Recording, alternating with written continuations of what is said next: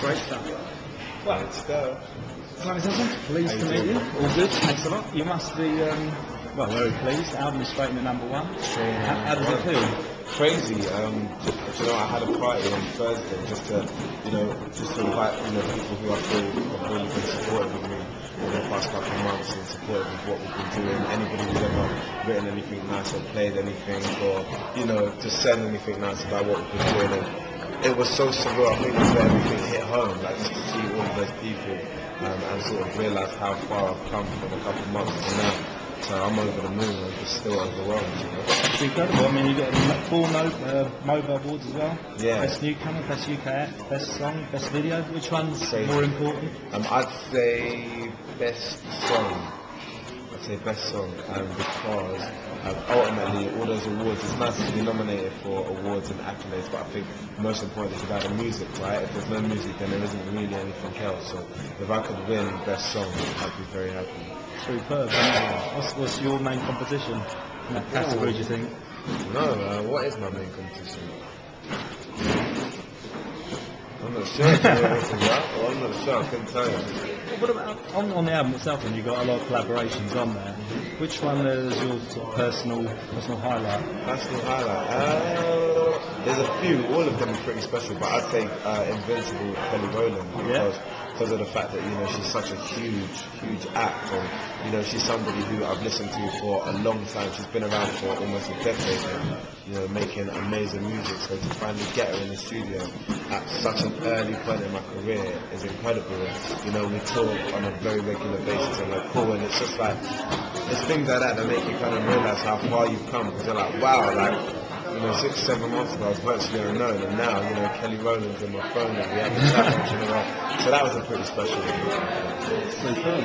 And I don't know, with the songwriting process, how's that all work? I mean, this is a culmination of sort of a life's work almost, is it? Yeah, basically discovering the album, more or less, if you will, it took me 21 years to make, because obviously it's all those life experiences from the past 21 years that have all gone into one record. So of course, I always think about that, when it comes to future projects and second albums and third albums. However, life since I signed the records and I started moving in such a rapid rate that I almost have, years and years worth of things to talk about.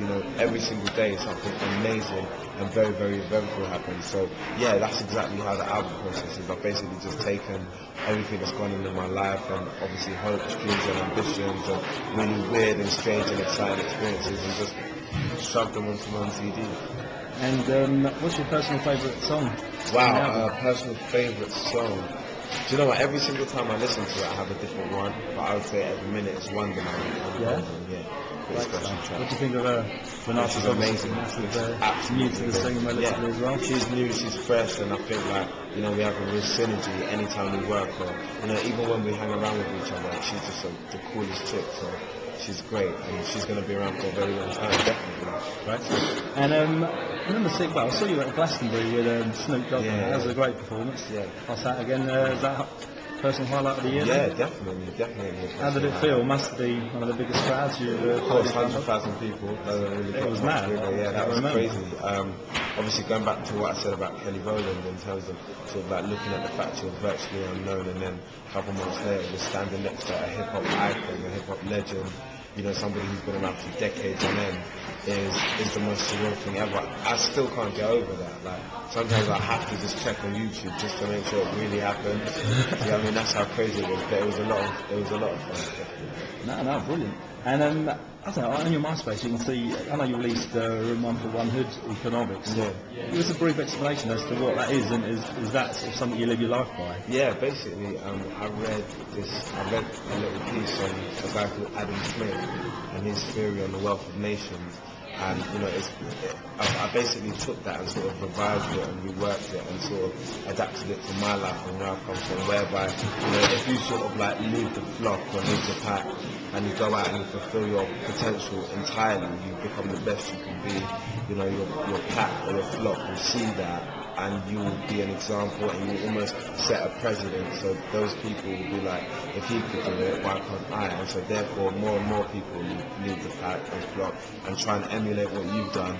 And then obviously the overall outcome, you know, whether it's in 6 months, 6 years, 60 years, will be that the initial pack or flock that you've left, where they've all done the same thing, they are now better and they're now more improved. You get what I mean? And that's what I try and live by.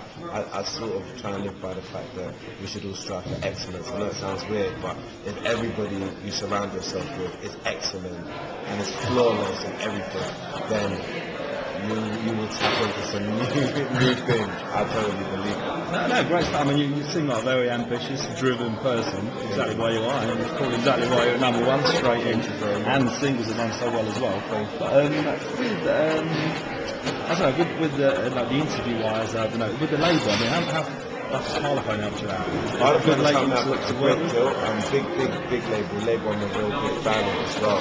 I was a fan of them way before I signed to the label, which was really nice for me because you know there's a few labels sniffing around, and you know the minute they sort of like made themselves, you know, sort of made me aware of them, I knew I wanted to sort of sign with them straight away.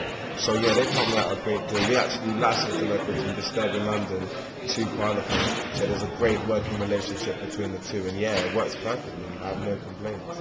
And